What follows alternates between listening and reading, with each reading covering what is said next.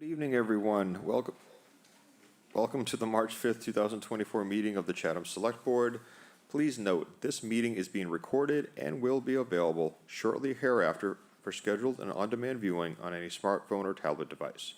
If anyone else is recording the meeting, please notify the chair. Seeing none. Pursuant to Governor Healy's March 29, 2023 signing of the Acts of 2023, extending certain COVID-19 measures adopted during the state of emergency, suspending certain provisions of the Open Meeting Law, General Law, Chapter 30A, subsection 20, until March 31st, 2025, this meeting of the Chatham Select Board is being conducted in person and via remote participation. Every effort will be made to ensure that the public can adequately access the proceeding as provided for in the order. A reminder that persons who would like to listen to the meeting while in progress may do so by calling the phone number at 1-508-945-4410, conference ID 203-386-491#, or join the meeting online via Microsoft Teams through the link in the posted agenda.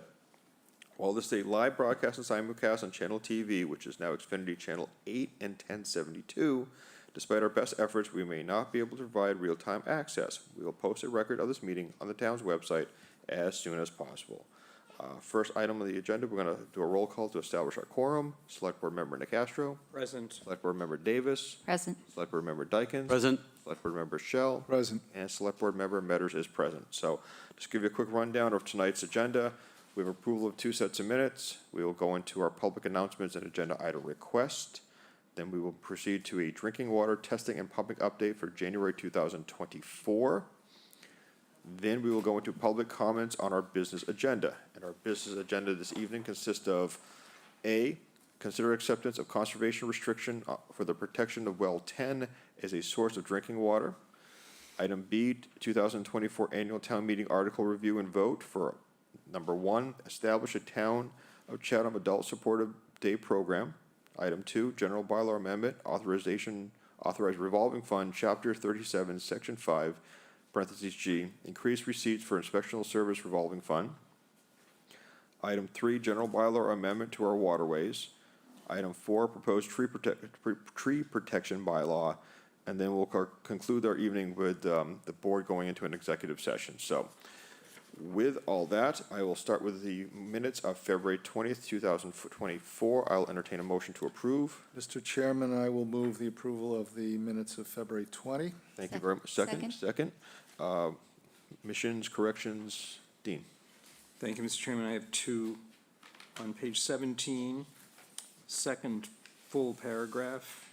I'd like to add a sentence that says, the language of density preference was questioned.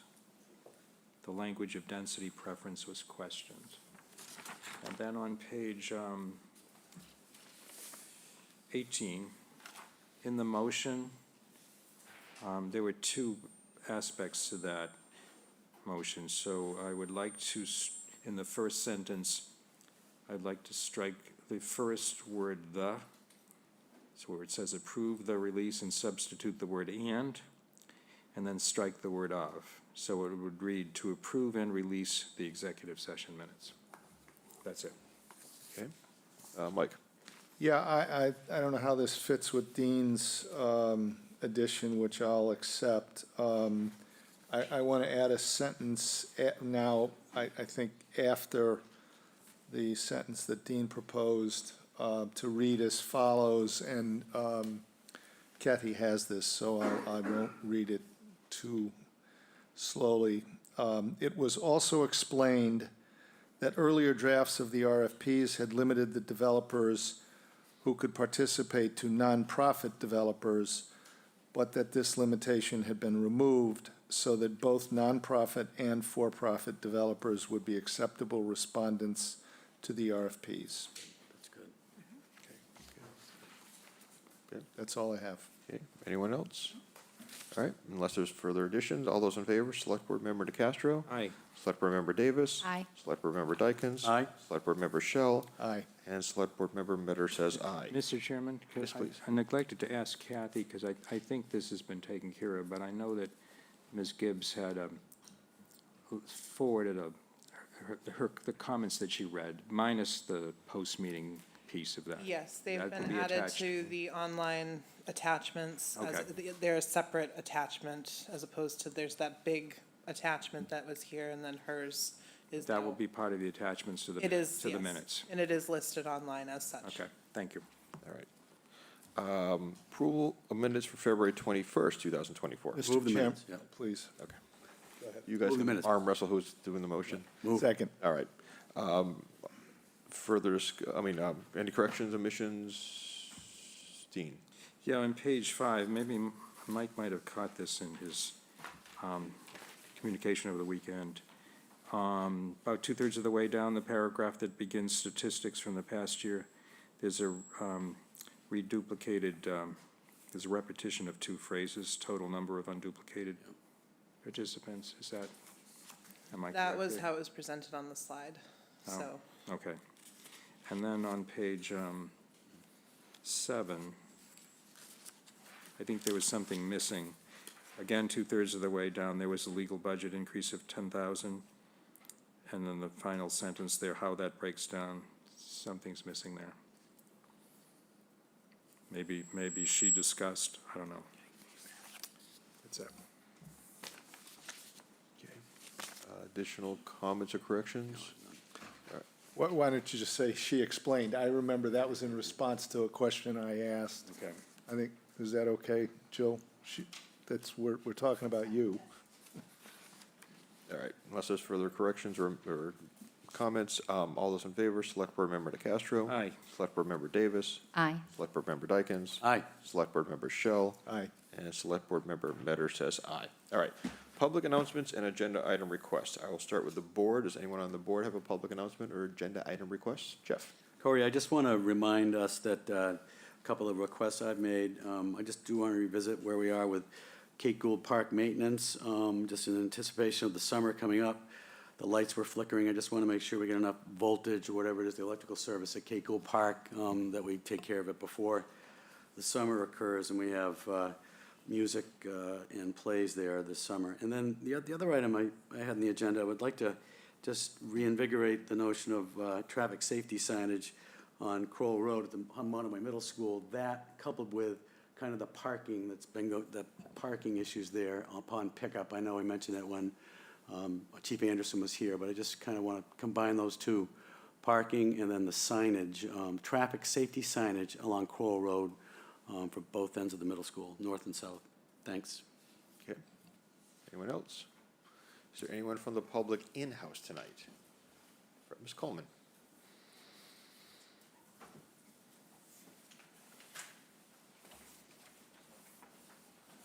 I have some copies, but I've also sent them to you.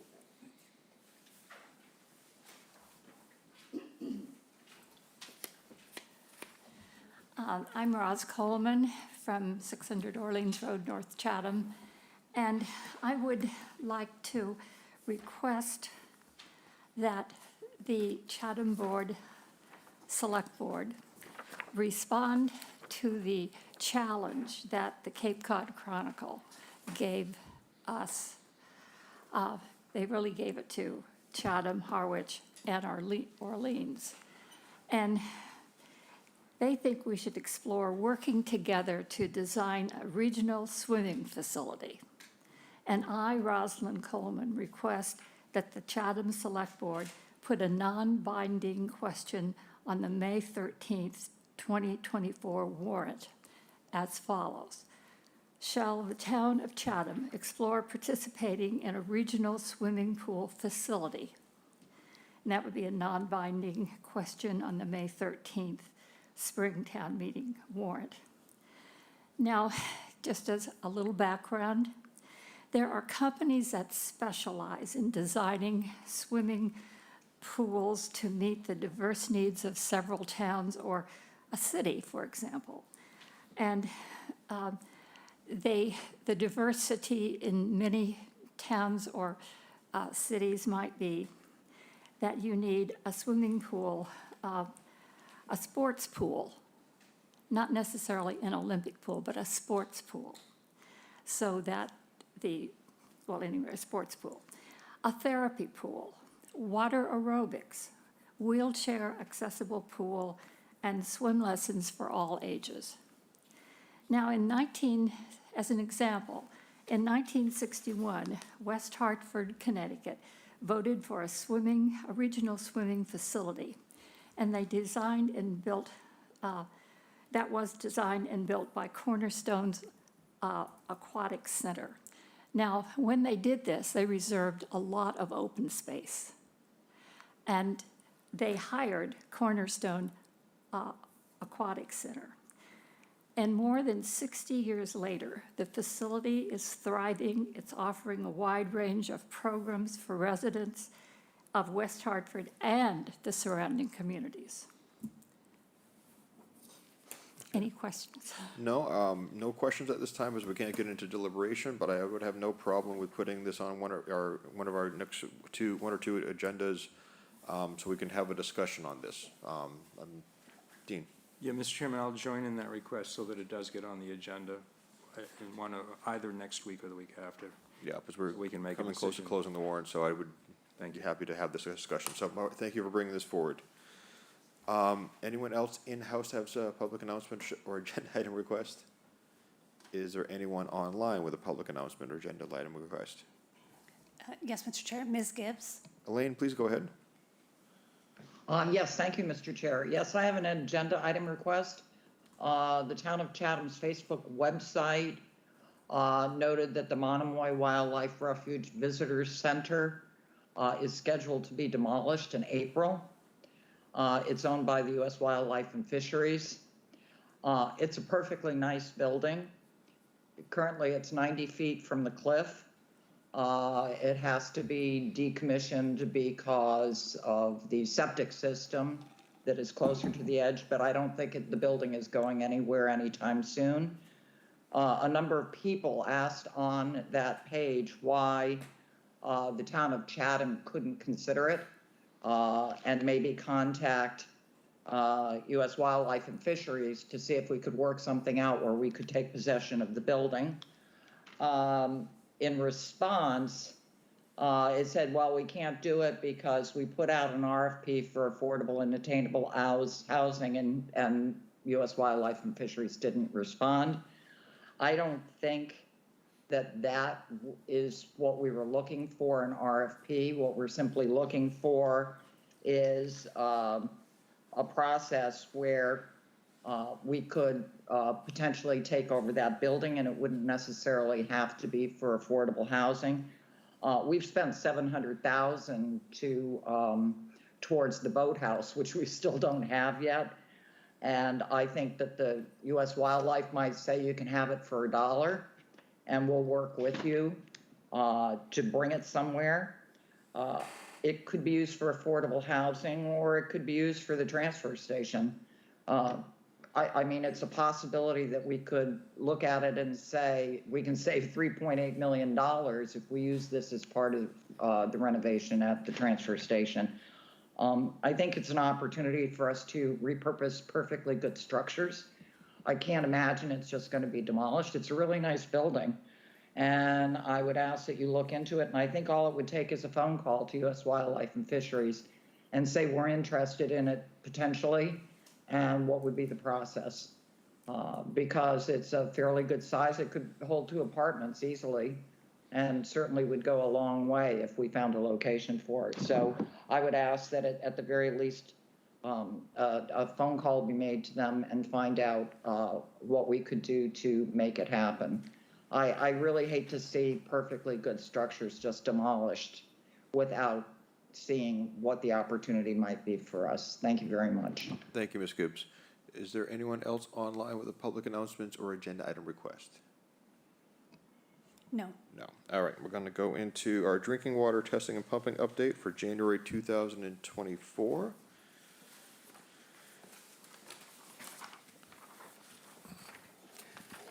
Good evening, Mr. Chair, Select Good Board members. Rob Faley, Director of Public Works.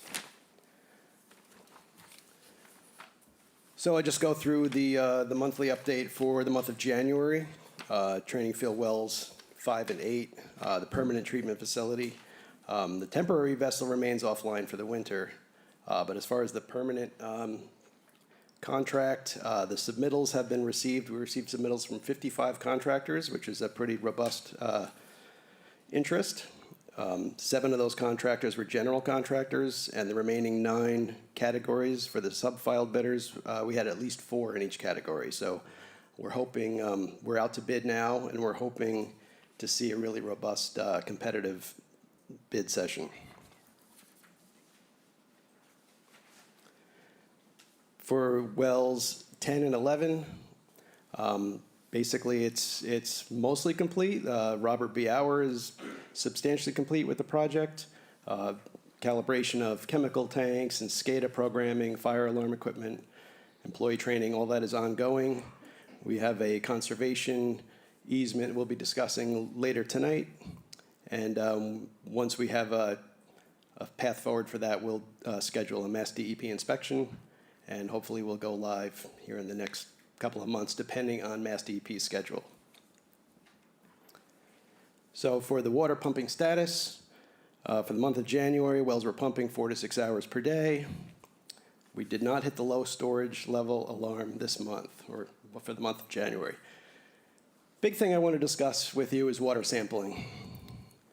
First quarter samples for PFAS-6 were taken. We did get a positive hit for PFAS in the finished water at the Morton Road treatment plant. I want to assure the Select Board and town residents that Chatham's water is safe.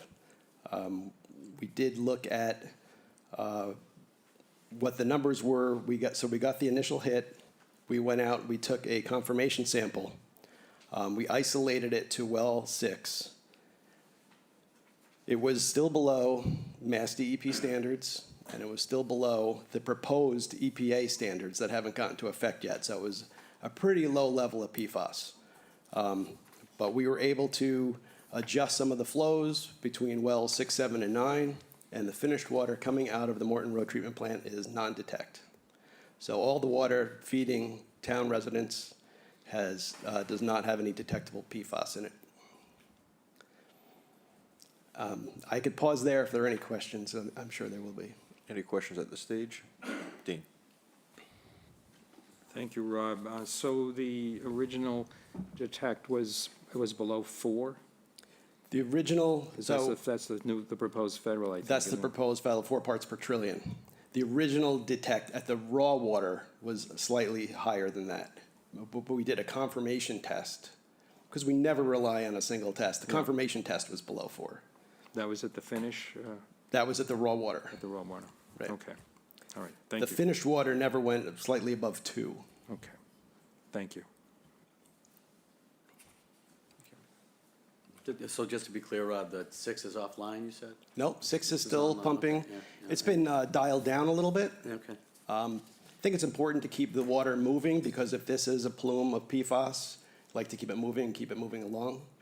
The initial test we did in the raw water, the confirmation test we took, cut it back basically in half. So it was much lower at the raw water. So presumably, if we continue, that will continue to be reduced. The reason why I asked the question is at the end of January, there wasn't any gallons being pumped from number 6 from the 25th to the 31st, so I just, Correct. So this is a January report. Right. And jumping ahead to February, because Okay. that's when the testing was discovered. Okay, We gotcha. did all that. So I figured it was more important to address it now, even though we're kind of out of order with the months. Shereen? When you say plume, it's the water moving through the aquifer lens? That's And so it just moves through the whole system of the Monomoy lens? Right, but it's only been identified in well 6 at this point. Okay, thank you. Okay. All right, we're good. Continue? Please. Sure. So the next page is continue with just the pumping report, pumping comparison from January 2023. We're about 3.5% lower, a little over 600,000 gallons, pretty much right in line where we should be. The next page is just a graphical depiction showing some of the fluctuations daily, shows some of the higher and low days. The pink is in 2024, and the blue is 2023. Going to the next page, this is the pumpage per well per day. You can see some of the gaps in 6, 7, and 9 for periods of time. That's when we were doing maintenance on the wells. Typical this time of year, when there's lower flow, that's when we can do some of the maintenance. When we did the test on well 6, we identified non-detect in well 7 and 9 first. 6 was offline because we were having a seal replaced. But then when we brought it back online, we were able to test it, and that's when we discovered the issue. And on the bottom is just a bar chart showing the amount of water each well contributes for the month. You can see most of the other wells were on and offline for periods of time, but the South Chatham wells were pumping pretty continuously. Jeff? Yeah, thanks, Corey. I really like this chart. I mean, by well, by day, it really shows the business of how what's delivering the water and when. It's really a good chart, so obviously, certainly put a, we really want to keep this one up, and it also details which wells are online, which days, and it's just great. And we're really relying right now on wells 1, 2, and 3, which I guess is cool if we can get by doing that. I think that's great. They were offline for 2 days on the 13th and 14th, but you made it up elsewhere. So it's just a really good look at where we source our water from what wells, and I applaud it. The only other piece of info that we used to get from Dr. Bob was we get a little insight into the aquifer itself through the Brewster, in comparison with Brewster, yada, yada. So if we could get another look at that, I think it's been so rainy, and I suspect it's going to be positive, but I mean, we don't know that. So. Right. And I thought of that, and That's all right. it blanked on me, but So just in the but I know future, we used maybe. to provide that. Yeah, that'd be good to get. But this is really, really good. Thanks. And I'm not able to call it up on my screen, but the last page is just the 5-year comparison. You see the January 24 pumpage is about the average in gallons, but you'll notice that the pumping hours are much higher, and that's because some of the wells were taken offline for maintenance.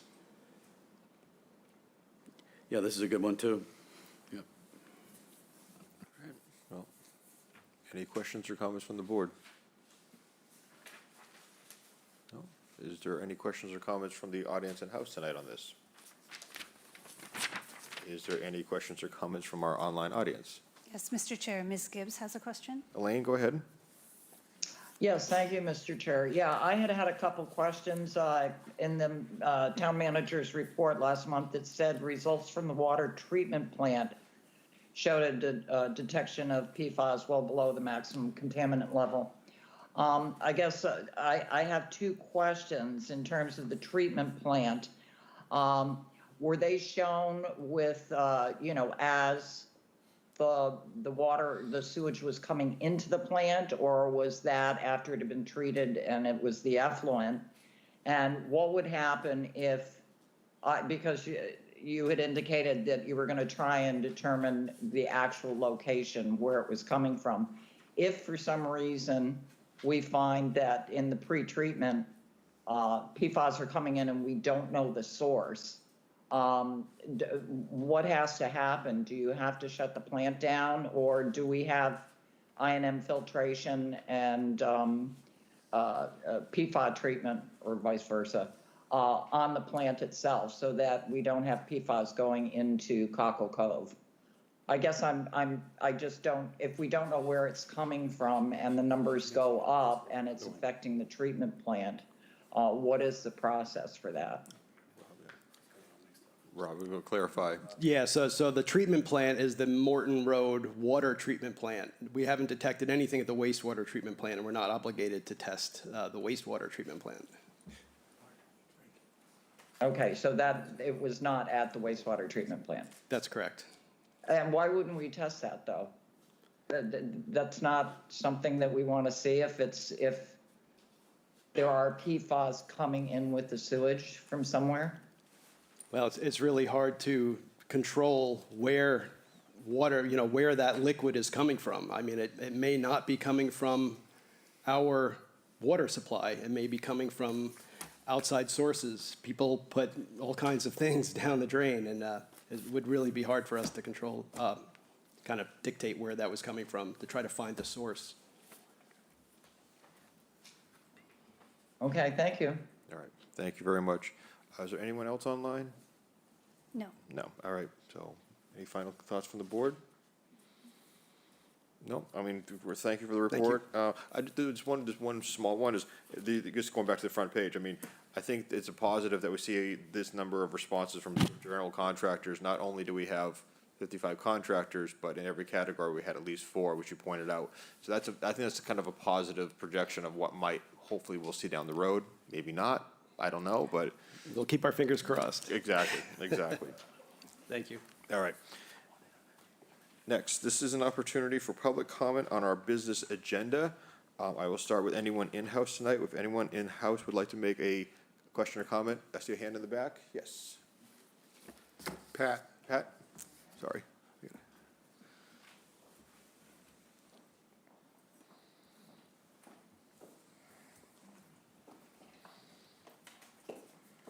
I do not have 3 pages of comments. Hello, thank you for having me. My name is Pat Burke, and I happen to be the chairperson of the Chatham Council on Aging. The Chatham Council on Aging Board of Directors has not met to discuss the warrant article being presented tonight on the support of adult day health. I am speaking as a private citizen and not the COA board chairperson. The Director of Community Services has applied for a grant to develop and start supportive adult day health in Chatham. We have not received any confirmation of the grant yet. Asking the town for money only to turn around and say we have received the grant makes no sense and sends the wrong message to the taxpayers. I believe we should wait before we ask the town for funds. The grant money could be used as a pilot program where we could work on the development and review the overall plan to work out any kinks and have a handle on the ongoing costs, and then present a well-developed plan that has been tested so we know the senior community is receiving the best possible program to support them. Thank you. Thank you very much. Is there anyone else in-house with a comment on our business agenda? Is there anyone online who has a question or comment on our business agenda this evening? No hands up. All right. So we will move into our business agenda. First item, item A, consider acceptance of conservation restriction for the protection of well 10 as a source of drinking water. And we have our DPW Director, Rob. Oh, not me yet. Nope. Not yet. Welcome back. Yeah, sorry. So as we alluded to earlier, Mass DEP requires a 400-foot protective radius to protect drinking water wells. So this would be in the form of a conservation restriction. So the purpose of a conservation restriction is to ensure that the premises is maintained in perpetuity and exclusively for drinking water protection. So a small piece of land around well 10 was discovered to be within that 400 protective radius, and it is privately owned. It's 0.026 acres or 1,134 square feet. Current property owner has agreed to the terms of the conservation restriction. Town council has reviewed the restriction and the accompanying sketch plan and MOA. The property owner did request that the town bear the cost of hooking that up to town water supply in exchange for the easement. It's estimated to be $7,500. We actually had a quote from a contractor to do that. And then all future water usage fees will be paid as a normal customer by the property owner. So we're requesting that this is considered by the select board. All right, and we're actually considering this under our water commissioner responsibilities. So thoughts from the board. Dean? Yes, Mr. Chairman, this looks to be in order, and we're being asked to accept this as water commissioners and to approve it as select board members. So if there are other comments, I'll defer, but I was going to offer a motion. No, please go ahead. Do. Mr. Chairman, I move that the Board of Water Commissioners accept this conservation easement and that as a select board, we approve it. Second. For a second, further discussion? Okay, all those in favor, Select Board Member DeCastro, Aye. Select Board Member Davis, Aye. Select Board Member Dykens, Aye. Select Board Member Shell, Aye. and Select Board Member Metter says aye. Thank you. Thank you. Item B, 2024 Annual Town Meeting Article Review and Vote. Category 1, establish a Town of Chatham Adult Supportive Day Program. We have Director of Community Services, Layla Cross. Now it's time for you to come. I think I have an old agenda. Thank you, Mr. Chair. Good evening, everybody. Leah Lacrosse, Director of Community Services.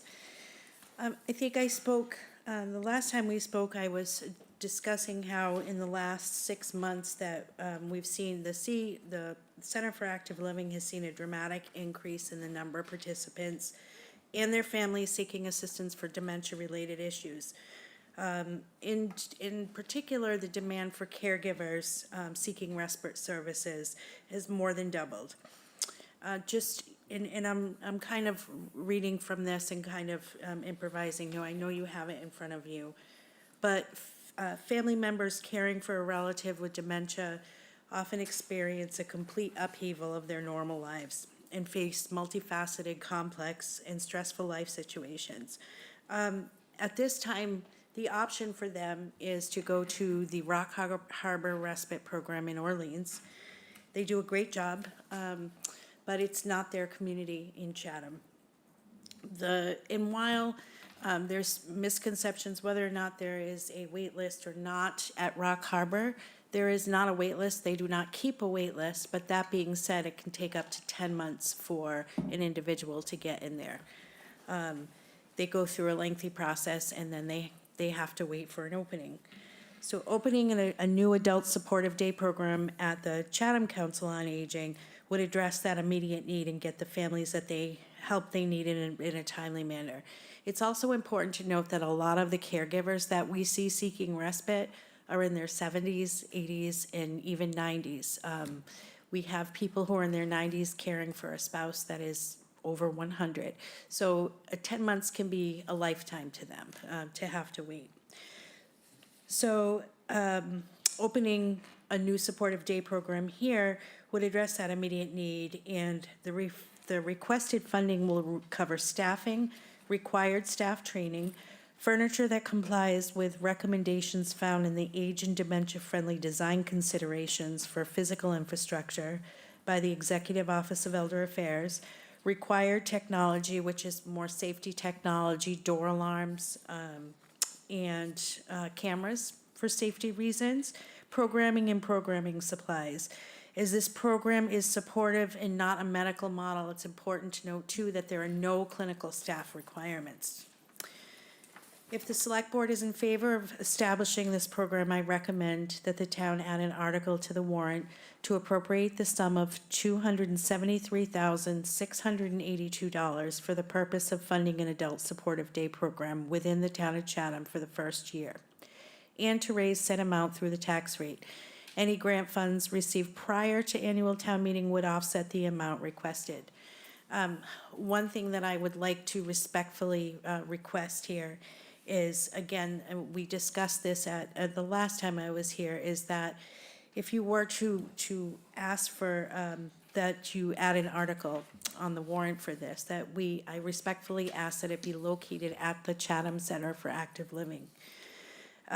You know, we have the benefit of having Rock Harbor Respite in Orleans available to us, and while it's not ideal that we don't have that program under our own roof, it's better to have an established program and for us to take our time and thoughtfully put together a program that we know is safe, that we know is high quality, and that we know is going to work best for our clients. I'm very grateful to the United Methodist Church for their offer of providing space for us for $200 a day. However, you know, I feel like we would be shortchanging the residents and the staff if it were to be held off-site. I can't be there all the time, and I think it's important, you know, if staff doesn't have supervision or doesn't know the right, you know, method of doing things, and there's no one there to say, hey, you might want to try this a different way, they get into habits and patterns, and I can't guarantee that quality from afar. Even though I'm right down the street, it's important to me that I can be where I'm needed if needed. As someone who has run day programs in the past, Again, I can tell you that anything can and will happen. You always expect the unexpected because it's not unexpected. People with dementia who are their normal, wonderful selves 1 minute can somehow, I've seen people flash back to when they were 20 and in a bad situation and they're living that moment right then and there, and they take a swing at a staff member. It's important that the staff feel that support too, that they know that I'm there, that their teammates are there to have their back. They might just need a break. And also, I was fortunate enough to have a conversation with our town council, and he concurs that it would be a much better idea to have it within our own on-site at the CFAL. The liability of having it in a different place. He also brought up something that I didn't think about, and that was that there could be procurement issues. There is a lot, the space at the church would have to be outfitted, and we could run into issues with that as far as configuring a space that doesn't belong to us. So, using town funds to outfit a space that doesn't belong to us. And again, and that would run into procurement issues. So, and finally, he expressed concern that there may be concern about having a town program run at a religious institution that could confuse some people. So again, that was, that it was a good discussion, and he said some things that were important. And finally, the last issue is timing. It's very difficult, as you know, we're awaiting results of an engineering study to see if it's feasible to make that space to update the space at our current location on Stony Hill Road, and to also to reconfigure it a little bit to make the space more efficient. So trying to, make this decision before we hear from that could solve all of our problems. It feels like putting the cart before the horse. And also, the grant is under review. I did check before I came over here tonight, and it's still in process, but I do hope to hear from soon. So, thank you for your consideration. Take any questions. Thank you very much. I'm actually gonna kind of put the town manager on the spot, because we do have staffing, potential additional staffing needed in this. So we got a potential town facilities, private facilities, and with town council's thoughts being mentioned, any thought from the town manager on things we should need to keep in mind when we're discussing this? Well, I think it's under a town property, it's under our control. If you're looking at a preference for location, I would always prefer a town property. And then we can also, if there was any issues, if it falls under what is covered under tort liability or the other state law that gives us some relief because we're a town or a municipal entity. With regard to staffing, one of the reasons that it's being presented tonight as a warrant article rather than adding it into the budget is that there's some unknowns with regards to the grant. So in talking to Leah and her costing out the grant, it's 2.5, it's like 2.5 full-time equivalent positions. But what we talked about is there's probably one full-time position out of that 2.5 full-time equivalent. So there's always that cost we always budget for benefits for someone taking a family plan, whether they do or not, and so forth. So I think that if the board's in favor of moving forward with this and placing an article, if we get the grant, then we won't need to raise the cost of the program on the tax rate. But I think the director makes some really great recommendations. If it's a pilot program, at least hopefully we get the grant, and Leah believes that she's going to know possibly by April, even before town meeting. It gives us the chance to really plan it. This wasn't necessarily on our radar yet, but certainly we can rally.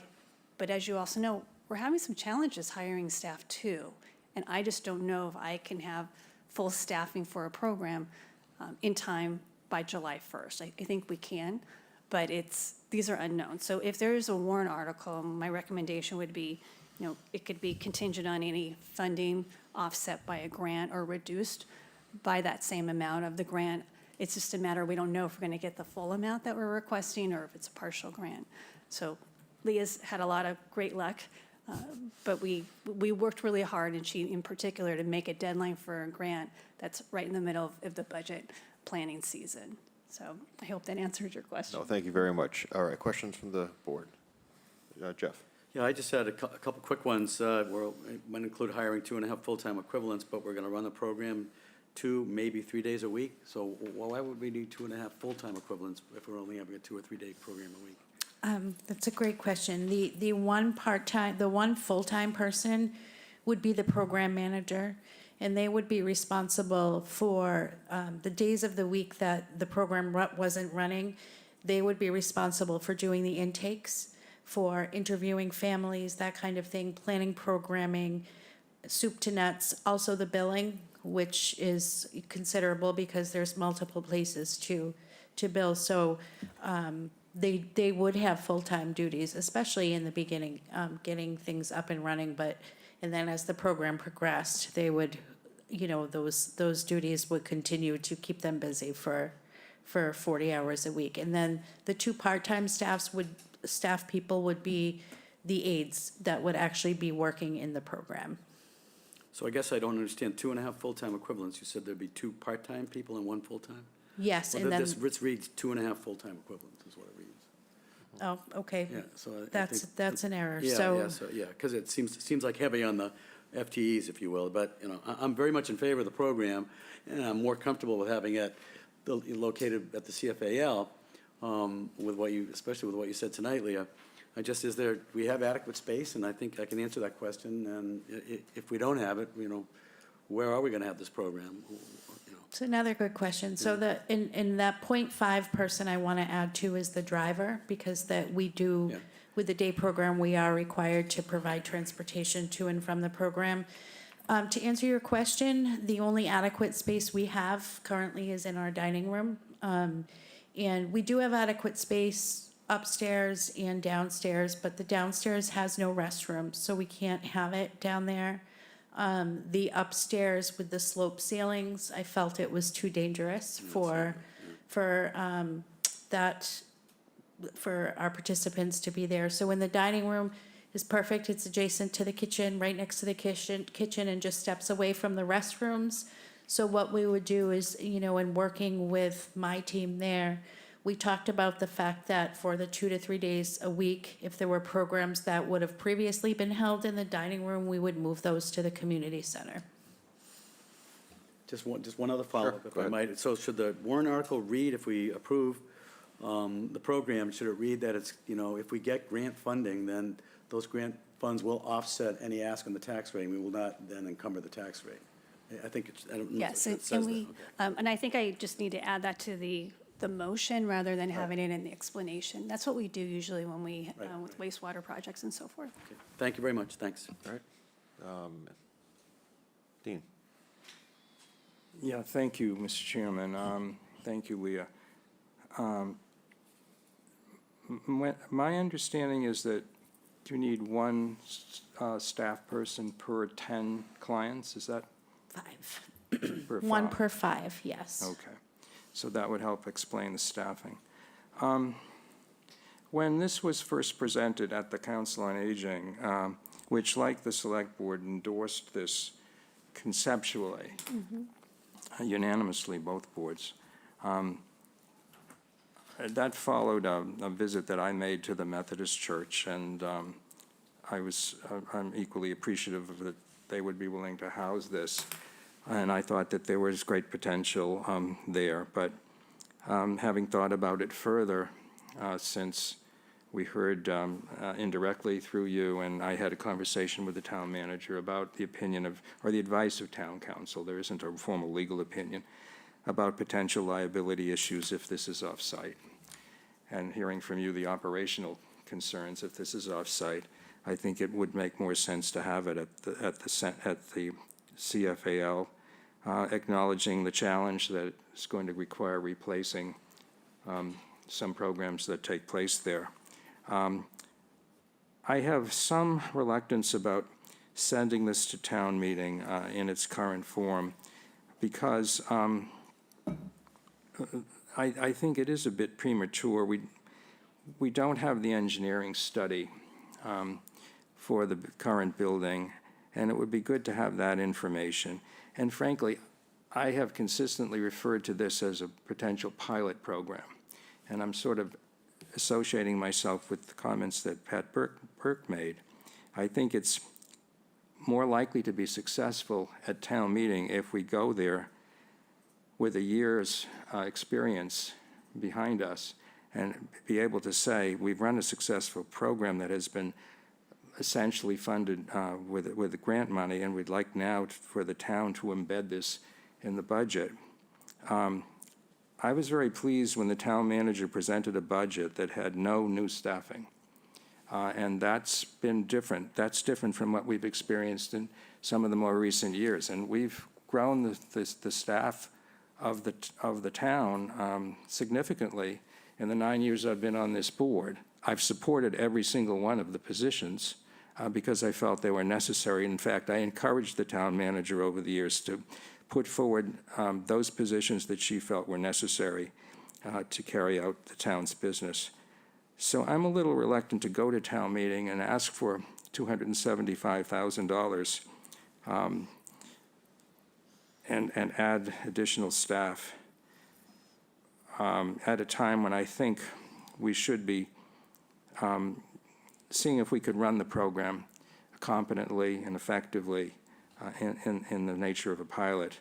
If an article were to go before town meeting, I think it should say that the funding request, the appropriation is contingent, that expenditures of the appropriation are contingent on the town receiving the grant, and that it be defined as a pilot program. But I think short of that, I don't see myself supporting sending this to town meeting at the present time. I think it is a bit premature, but I'm very much supportive of the idea of adult supportive daycare. I think the arguments that have been made in favor of it from a clinical point of view, and we've heard some of that at the Council on Aging from private citizens, are really unassailable. But I think we should do this right. And we do have the fallback of the Orleans program. I know there are some folks that would like to participate that don't want to go to Orleans. And it's unfortunate, but I think we should do this correctly and not go and ask the taxpayers. I'm afraid it would be defeated. And I'm not sure what the Finance Committee would think about it either. Thank you, Mr. Chairman. Shereen. I guess I have a couple questions, and maybe it's, if it is defeated at town meeting and you had the funds, you could, the grant, she could still do the program. Leah, how many folks would the program support? I don't remember you saying. Currently, we have 10 people 10 Chatham residents in attending Orleans, yes. And is there been more requests for services from? Yes. Is it substantial or? No. No, okay. All right, those are my questions for right now. Thanks. Okay, yes, and I want to note that the last time I was here, there were 11, but there has been one that's no longer in the program. Okay, thank you. Mike. I have a bunch of comments here, but let me, excuse me, let me start by, first of all, this is a pilot program. So it's going to be sort of experimental in the sense of it's being developed from the time that it gets approval to whenever it starts. That includes hiring people, that includes getting the grant, et cetera. But I think, as I understand it, if we don't approve the additional staff, there isn't going to be a program, wherever the money for that comes from. Is that a fair assumption? Well, if the grant gets approved, the staffing is in the budget, the grant budget. So that covers, so the grant budget, the budget that I had to create a very detailed budget, and it includes staffing for their salary and benefits for the full-time person, also for the driver. and program supplies, office supplies, furniture. I understand all of that. I'm trying to understand the implications of what Dean is suggesting, which is that it's conditioned, what we're asking the taxpayers to approve, or the town meeting to approve, which is conditioned on getting the grant. Does that include, if we have an article that looks like that, does it need to authorize you to add 2.5 FTEs, assuming that we get the? I see what you're saying. If we, again, this is the timing portion of this, but if we don't get the grant, then this warrant would authorize us to add those 2.5 staff. Yeah, that I Yes. understand, but Dean has said he's not enthusiastic about that. I'm trying to understand if we go effectively with his proposal and we get the grant, does the warrant article need to, how do we ensure that if we get the grant, we have the staffing? That's what I'm trying to nail down here. So if we get the grant, they give us a year to put, I had to write a very detailed timeline and a very detailed plan for getting it up and running. So if I do get the grant, they do give you time to get those, to hire those staffing, to post and to hire. So it wouldn't be immediate as of July 1st, if that's. I'm not worried guess about I'm what not- they give you. I'm worried about what we are authorized to do as the town of Chatham if you get the grant with respect to hiring 2.5 FTEs. I don't think there's any action needed. If we get the grant, Okay. then I would have the authority, as long as the select board endorses the program, to move forward. We typically, grants of this size, we would bring it to the select board to endorse the acceptance of the grant, understanding that there could be future year financial implications, and that's why we bring it to the Okay, board. so I just want to, let me back up to where I wanted to start. I've always thought that this depended upon getting the grant, in terms of its, the willingness of town meeting to entertain the idea, the fact that it is, you call it a pilot program, I think of it as being experimental, you'll have to develop the program, et cetera, et cetera. So whether we have the money to proceed with or without the grant, to me, is not something that's worth, as I like to say, breaking my pick over. But I think it's worth noting, and going back a little bit here in history, number one, I don't believe, this was prompted in very large part, if not exclusively, by Barbara Siegel going over to the Methodist Church and getting them to propose or entertaining their proposal to provide us with the space there, which, by the way, I have since gone over and looked at. It is a very, very commodious, it's large, it's nice.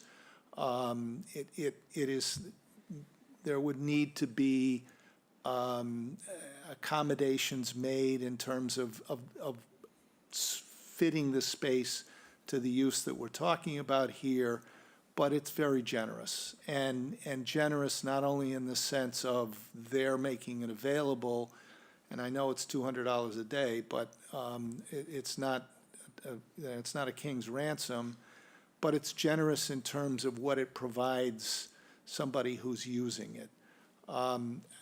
I appreciate that you've come down on the side of using the CFAL. With all honesty, I think that there was more time and effort devoted to figuring out why the Methodist Church was not suitable than there was to figuring out how to solve the problems that it presents. But again, I'm interested in having a program sooner than later that addresses needs that our Chatham people have. And so I'm very strong, by the way, I also remember being told when we were trying to get the new building approved, that, no, we don't need a new building, there's all this space all around Chatham that we could be using, and we're just not using it. I don't remember anybody saying that we had legal opinions and all kinds of reasons why it wasn't safe, et cetera, to use those alternative spaces around town. Again, I would like to see us have a program up and running as quickly as we can. And if town meeting doesn't want to approve it, I think that's very unfortunate. I think we need to go to town meeting and make the case for it, because I think there's a strong need for it. So I'm strongly in favor of it. I'm going to make a couple of comments. I'll go back to you, Jeff. No, I would be relatively supportive of bringing this forward, but I wanted to provide a couple thoughts. One, we keep referring to it as a pilot program. So if we're going to really do it as a true pilot program, I think it needs to be on our town facility.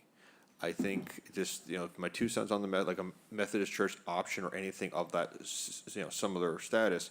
The Methodist Church has been extremely supportive of public for numerous things over the years, and we, no punches pulled. No, my in-laws in a transition year, several years back with the between the transition of the cafe down to 400 Main Street and the fire at the bakery. They opened up their doors for my in-laws to have a business there once, to run it for the summer. So I'm very familiar with the layout of that facility. I got married in that church. I mean, I know the facility, and their generosity it cannot be overlooked. So Absolutely. we definitely have nothing against the offer, but I think for a true pilot program, it is not really the best basis to present that. If we're going to do one, we do it on our own facility, and I think that gives us maybe a little bit of potential relief with staffing, because we have in-house people that we may or may not be able to fill these positions right away, but I'm thinking you might be able to have a half FTE, maybe multitask a little bit if necessary within house if we had it under the same roof. I may be mischaracterizing that, but I think if we have it on another facility, you got to have those numbers at that facility, period, to qualify. So I'm supportive of bringing this forward. I'm supportive of letting the town kind of weigh in on it. I'd like, maybe this is a little bit too early, but, unfortunately, the way the things get done in the town, it becomes too long. It's a very long process. So I'd rather tee this up now, kind of get the voters to weigh in on it, see if they're supportive, and, if they don't support it, we can figure out what the next steps are. But there are some issues, granted, but I'd rather tee it up now and see what happens, and see if there's support for it. So I would be willing to move this thing forward with the understanding that we're going to put it on a town facility, and see if this pilot program can be worked out. So those are my thoughts. Jeff, you had a follow-up. Yeah, thank you, Corey. Just a couple comments. I agree with the notions of the pilot program, and that I think it should be housed at the CFAL. That may not be the best location, and we certainly need to acknowledge the generosity and the thoughtfulness of the Methodist Church. It's wonderful, true community, but I don't want to, I can't vote on this tonight. We need a brushed up warrant article with different wording. Otherwise, so next time we need a reference to the grant. I think we need to say that, should we get grant funding, we won't need town funds. I think we need to tell folks that, whether in the body of the article itself. So I'm very much in favor of this. I want to get this done. We've been talking about Adult Day for a long, long time in this town. It was going to be in the new Council on Aging, then it wasn't, then it was, and so we need this kind of program in town, and this is a go. Let's go. But I can't vote for this article tonight. I can't. We need better language in here. I'll let Mike, then Shereen, then Dean. Yeah, I'm going to join Jeff in his suggestion that we polish up the article and bring this back. I hope we can do that next week. And get it on the warrant. Okay, Shereen. As far as the siting is concerned, and your rationale behind having it at the CFL, it makes sense to me. You're the expert. You've gone through having other kind of programs that you've done. You've explained it well why you feel it needs to be in a more staff-rich environment. Thank you. I totally get that. I I can understand where that could go awry. And, you know, I have something in common with you. I did get married at that church too, so. But, you know, not to say anything, the Methodist Church is a very supportive community church. But that has little to do with the idea that we need to really have this program. And I guess if you feel the notion that we need to have the language more succinct, then I'm willing to delay. I won't be here next week, so I would hope that I'd be able to weigh in on it. But if you need to go forward with the vote next week, then feel free to, but. We have basically 2 more regular meetings scheduled. Yes, we have the 12th and the 19th. Okay. I don't think it's a heavy lift to add language to note the grant offset or the contingency, so But- it's just a matter of the vote, having the full board here to vote. So we could do it on the 19th with no issue. Dean? Yeah, I just want to, I'm perfectly willing to defer this until one of those 2 meetings, but I want to ask the question, because the town manager mentioned 2 things that are not consistent. There's a difference between offsetting a grant money, and on the one hand, and on the other hand, making the expenditure of the, under the appropriation contingent on receiving the grant. And I don't know whether the rest of the board shares that view. So you need some direction from us. Yeah, so if it's contingent upon the grant, or if That would it's be my the position. amount raised is reduced by the grant. Thoughts from the board? Jeff? My opinion is I would not make it contingent on grant funding. If we don't get grant funding, we go ahead anyway. But certainly if we get grant funding, we're not going to put on the tax rate. I would not make it contingent. Mike? Yeah, I agree with Jeff, but I don't think, Dean, it's black and white here. I mean, they got to hire people. I think there's a reasonable chance that you don't end up spending the money, even if you don't get the all of the money, even if you don't get the grant. But the one thing that is clear is, if we don't get the grant and it's contingent, we won't do anything for a whole year. And I think that would be very unfortunate. Trina? Well, the question is whether you want to ask town meeting to pay for this program when you don't have grant money coming, okay? That's all and I'm saying I don't want to do that. But I think maybe other members of this board want to do that. And Jeff just indicated he would. Yes, I would do that, yes. So that's all I'm saying. We're asking the town manager to revise this article according to the wishes of the board, so she needs the correct direction. Shereen? I'm in agree with Mike and Jeff on this. And I'll be honest with you, I would like to see what the voters weigh in on it. So, I mean, I'm not a mind reader. I would rather have them weigh in on it. So I guess we'll revise the language, bring it back on the 19th preferably, so we have the full board. Do you guys have any kind of further thoughts before we? Maybe I'm slow, but what does it mean to say you're not a mind reader? Does that mean you're in Not favor of a mind reader of the voters. No, I understand, but does that mean you would like to present them with contingent language or I say, no, offset language? if we're going to move this thing forward, I would like to move it forward. Grant or no grant. Okay, thank you. So, we have enough input, direction? We do. All right. Okay, thank you. Thank you. All right. General bylaw amendment, authorize revolving funds, Chapter 37, Section 5G, increase receipts for inspectional services revolving fund. We have Katie Donovan. Yes. Good evening. Good evening, Mr. Chairman, members of the board. Tonight, I'm here to request that an article be placed on the May 2024 annual town meeting warrant to raise the general revenues credited to the inspectional services revolving fund from 10% to 30% for the fiscal year commencing on July 1st, 2024. The reason for this is that previously the town's plumbing inspector and electrical inspector were part-time employees. And over the past few years, we have transitioned those inspections to be done on a per inspection basis. So originally, with the 10% going into the revolving fund was sufficient to cover the amount for the plumbing inspector. Inspections have increased, permits have increased, so inspections have increased, and we're now the electrical inspector is now being paid on a per inspection basis. So it makes sense to increase the funds from, the amount from 10% to 30%. At last year's annual town meeting, we increased the limit that could be spent to $150,000, but we don't have that amount of money going into the account at this point in time. And so this is really kind of a correction to get those funds where they need to be so that we can pay those employees on a per inspection basis. All right, questions or comments? Chairman, Yes, please. I move to place this on the warrant. However, I don't like the formatting of the way it's arrayed, but I move to place this on the warrant. All right, second for discussion purposes. Second. Second, discussion.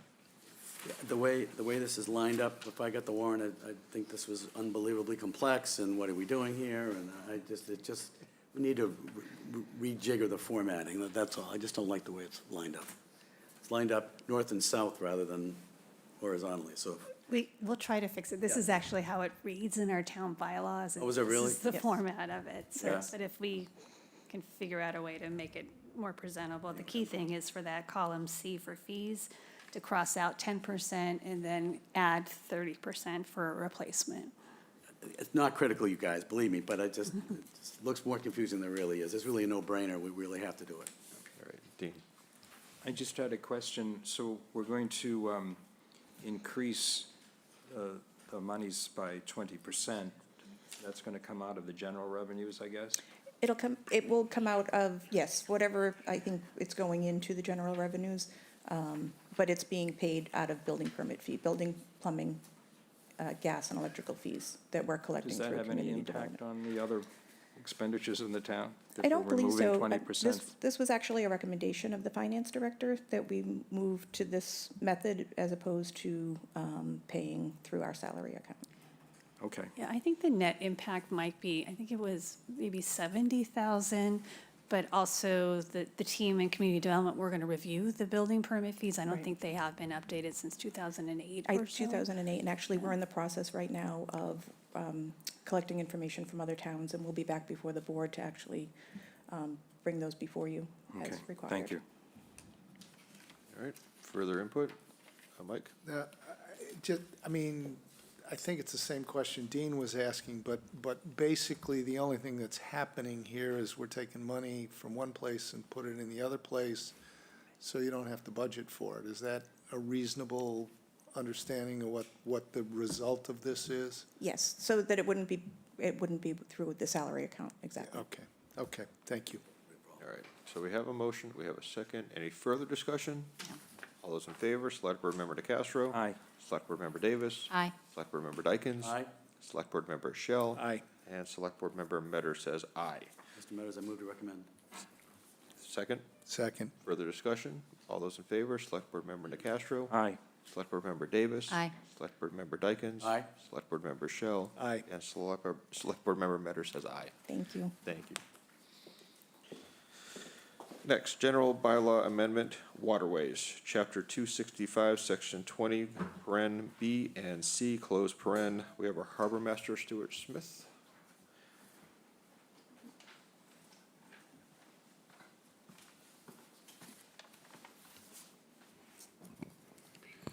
I'm afraid this isn't nearly as exciting, but this is to raise the waterways bylaw limits from the current $200 per offense to $300 per offense.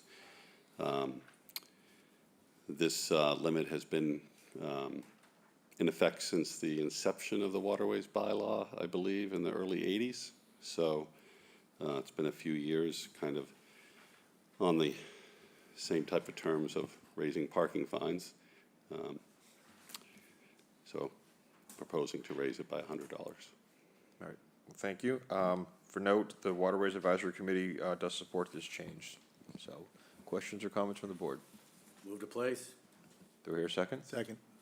Further discussion? All those in favor, Select Board Member DeCastro. Aye. Select Board Member Davis. Aye. Select Board Member Dykens. Aye. Select Board Member Shell. Aye. And Select Board Member Metter says aye.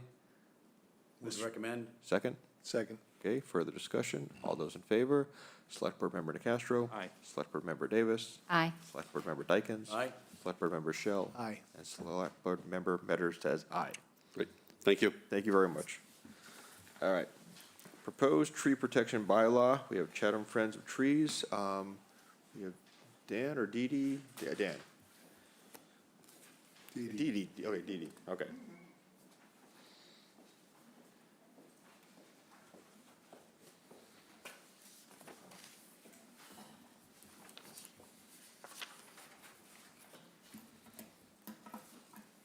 Good evening, Mr. Chair, Select Board. Thank you for putting us on the agenda tonight. I'm here representing Friends of Trees to propose a tree protection bylaw. We ask that you sponsor the bylaw, place it on the town warrant for annual town meeting, and vote your support. First, let me begin by telling you what the bylaw does not do. The tree protection bylaw does not apply to trees growing on private property. My one slide. What it does do is offer protection for trees growing on town public land. More than 100 years ago, Massachusetts passed the Massachusetts General Law, Chapter 87, better known as the Shade Tree Law. The law is intended to protect shade trees, basically your street trees, in communities across the Commonwealth.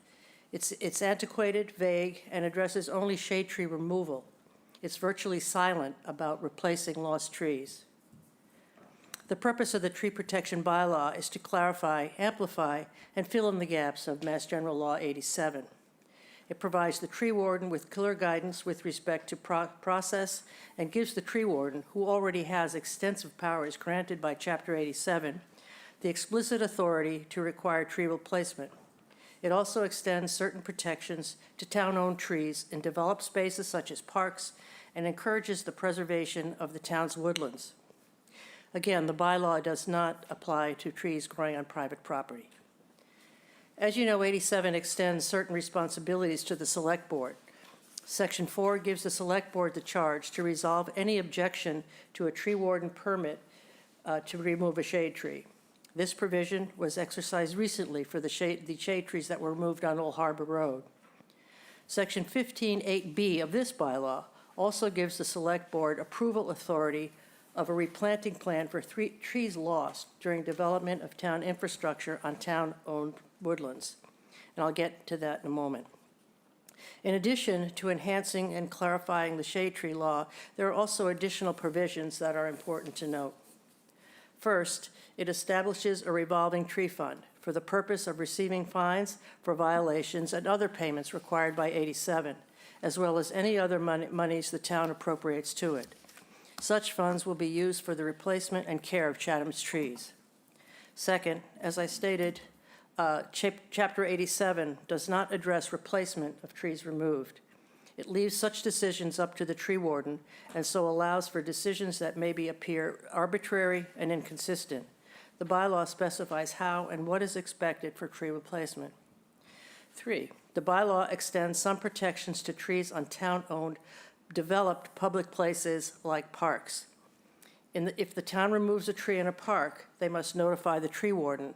No public hearing is required. The tree warden will then require and advise the replacement tree species and location. Likewise, if a tree comes down in a storm or succumbs to a disease, the tree warden requires the town replace the tree. Without such a requirement to replant trees, Chatham will permanently lose trees in the parks and along our streetscapes.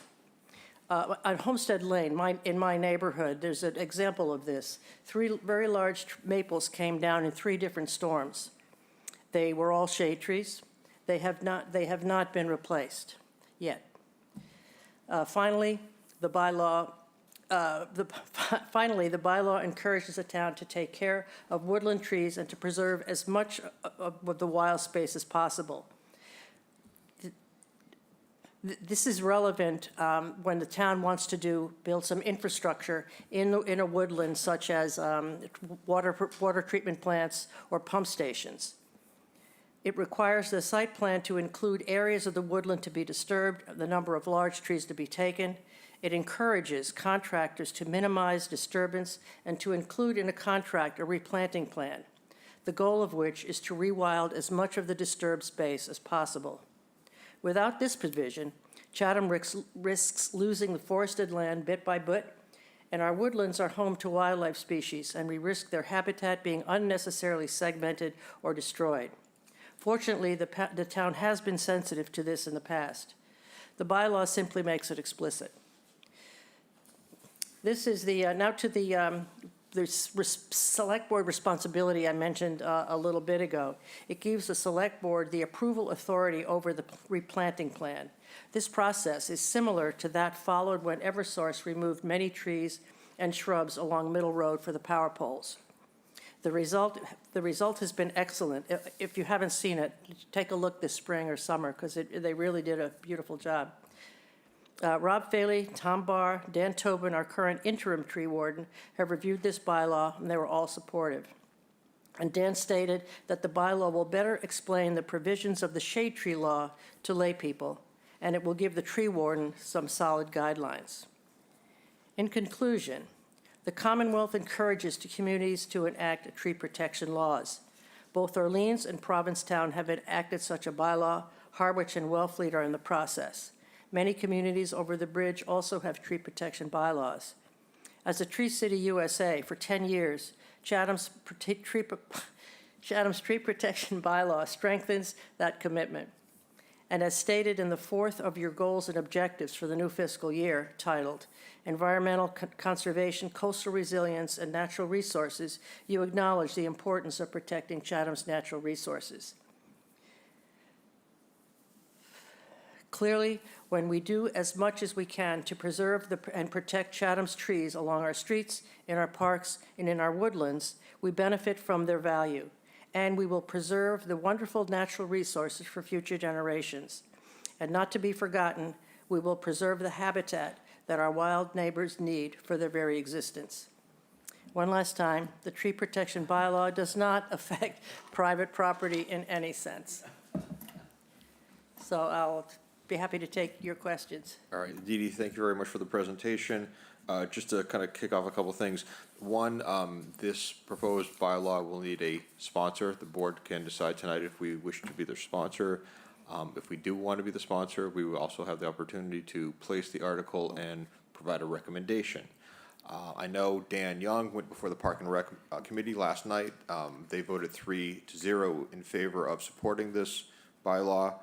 And the only question I do have is, I just put, when we get these bylaws, I love it, some people interpret things one way and some people interpret things other ways. I want to get it straight up.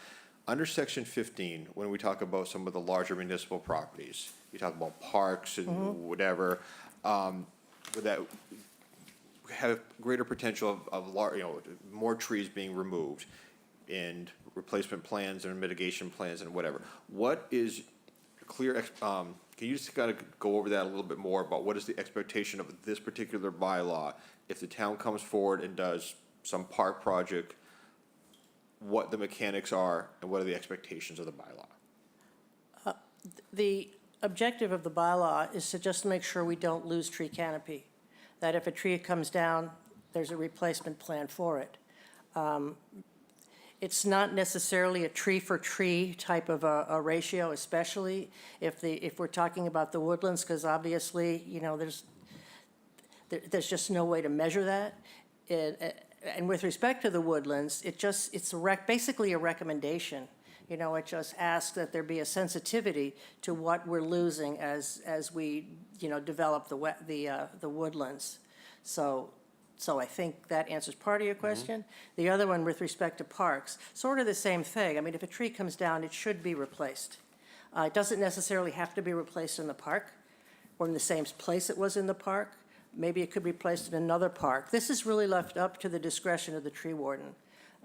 Like I said, earlier, the tree warden has tremendous authority from Chapter 87, and this bylaw intends to support that, not diminish it in any way. Great, well, thank you very much. Shereen. How would this apply to our affordable housing projects? Would you consider that a town structure? Well, it's town-owned property. That's being built. Well, they already sort of do that. I mean, in the proposals I've looked at, the contractors, I guess the architects or designers, have included open space in every single one of them. And again, it would be up to the tree warden. If the tree warden is satisfied that a good faith effort has been made, and, you know, they've rewilded basically, or kept open space, then I think that would be acceptable to the tree warden. Well, again, see, I can't speak for the tree warden, so we try to leave it, I you know, understand what you're saying, yeah. Lindsay. Thank you.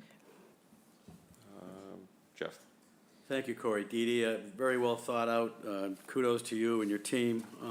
I think it's great that you know, I'd really like to talk about fines a little bit because of the egregious girdling that occurred at the golf course 3 or 4 years ago. And to me, if someone inadvertently cuts a limb, or I don't know, does something less severe than girdling, which is, to me, just a clear, egregious, intentional act of killing a beautiful tree. So I'd like to see if we can find people that girdle our trees $1,000, $5,000, I don't care what it is. But it was just struck us as so egregious when that happened. And those trees died, they're dead, they're on the side of the golf course, 5 trees dead. And we did plant some arborvitaes, you know, to replace them, et cetera. But it was just so brazen and so egregious that we had to whack them if we could ever prove who did it. At $300, they don't care. $5,000, they might care. Yeah, So I don't know. Maybe I'd like to up the fine on girdling, to be honest with you. I think that's just so intentional. It's just wrong. Dean? the lawyer. I'll comment on Jeff's idea in a second. Thank you for bringing this forward, and Dee Dee was kind enough to ask me to take a look at this in an earlier draft, and I did offer some comments and suggestions, and it looks like you adopted some of what I said. And as I read it, I think it's very thoughtfully composed, and I think it's very comprehensive, and I was a little concerned with the original draft that it might make it impossible for the town to do, assuming it were in effect, what we want to do with the famous chestnut tree on the library grounds. And you did remove language that I think would have prevented that. So I'm very supportive of this. I noticed that town council, you did run it by town council. He had some suggestions and also offered some comments about fines. Yeah. And maybe in that context, what you said about girdling trees could be addressed. I would certainly be in favor of the select board putting this on the warrant and recommending it for town meeting with the stipulation that the town manager consult with town council and collaborate with the Friends of Trees to incorporate his concerns, address his concerns. Those are my thoughts, so. Thank you, Mike. Yeah, in general, in principle, I'm all for it. I'm a little concerned about the question that Shireen raised, but I think and I'll come back to Jeff's point here. The conversation that we had about the 3 trees over there on Old Harbor Road and the interaction of the interim tree warden and the development of the conclusion there, for me, was representative of what I would hope would be the operation of this bylaw. This bylaw seems to give some direction, but it's, and I know there were some criticism, one person had some criticisms about its lack of specificity at the planning board. I personally think there needs to be a little bit of flexibility to be filled out with the discretion of somebody who knows what they're talking about and has taken the time to look at the specific issue that's in question. So with those general comments, I think, and I think given that this is on the table, it should come from the select board. I don't think we should take the position that, you know, you put up a jump ball through a petition article and see what town meeting has to say about it. So I'm in agreement. I do have just one question. As I look through it, there are a bunch of comments here raising questions in the draft that we have in front of us. And I'm just curious to know what's gonna happen to those comments. I mean, are those somebody's comments that we aren't concerned about, or how should we think about? Are you talking about town council's comments? If those are town Yes, they're all town oh, council. those are town councils, okay, so then I'll adopt Dean's suggestion. Yeah, that I we don't- Get I town did- council to make substantive language suggestions to satisfy his requirements. Do you want a motion tonight? I'm Happy to offer one. fine. I move that the select board place the proposed tree protection bylaw as presented by the Friends of Trees on the warrant for the annual town meeting, with the stipulation that town council's comments be incorporated and addressed as Is there advisable. Second for discussion? Second. Discussion? Jeff? Yeah, I just want to make sure when Pat does look at this that, yes, thank you. I just want to make sure that when Pat does look at this, that when he looks at the fines, that he understands that the tree warden can ultimately, he says here, perhaps the tree warden can ultimately determine the fines. And I think we let the tree warden, we give the tree warden some guidance that girdling is the most egregious thing, or nailing a tree, which kills the tree as well. But girdling is extremely intentional and a very egregious act, and he can go up to whatever he wants. It's more than $500 or $300, I know that. Those trees were big. Yeah, I know, that was it. It was, so, Very you know, unfortunate. yeah, it was so intentional. So anyway, I don't mean to keep repeating myself, but I really want the tree warden to be able to whack somebody that girdles trees. We'll basically figure what their legal limitation is. Yeah, yeah, I don't know if and there's certain general law that, Yeah. caps it at a certain point that we may not be aware of, so. Yeah, To the most- yeah, up to the So highest it whatever- possibly can. Yes. I'm serious. Yeah. Okay. All right, further discussion? All those, so we have a motion to Place. place it. Are we sponsoring it? We're I think, we're acknowledging we're gonna sponsor. Yes, as Okay. part of my Part of motion. my motion, all right. Sponsor in place. Thank you. Select Board Member DeCastro. Aye. Select Board Member Davis. Aye. Select Board Member Dykens. Aye. Select Board Member Shell. Aye. And Select Board Member Metter says aye. I move to recommend, Mr. Chairman. Do I hear a second? Second. Further discussion? All those in favor, Select Board Member DeCastro. Aye. Select Board Member Davis. Aye. Select Board Member Dykens. Aye. Select Board Member Shell. Aye. And Select Board Member Metter says aye. Mr. Chair, so just two more administrative orders of business. So Town Council had noted that there's two other bylaw amendments. One's a zoning bylaw amendment, and one is the bylaw amendment to actually create the revolving fund. So I know for sure there's those two. The zoning bylaw amendment, and that was specific, I believe, to the site plan review and special permit criteria as set forth in the zoning bylaw. I haven't had a chance to look at that or talk to the Director of Community Development, but if you can give us some latitude to place and draft what other articles are needed to accomplish the bylaw's intent. Dean? That would have to go before the planning board, though. There's a process for the zoning bylaw, so you couldn't get that to this town meeting, I don't think, right? Katie, you're here, I don't know if you could speak to that.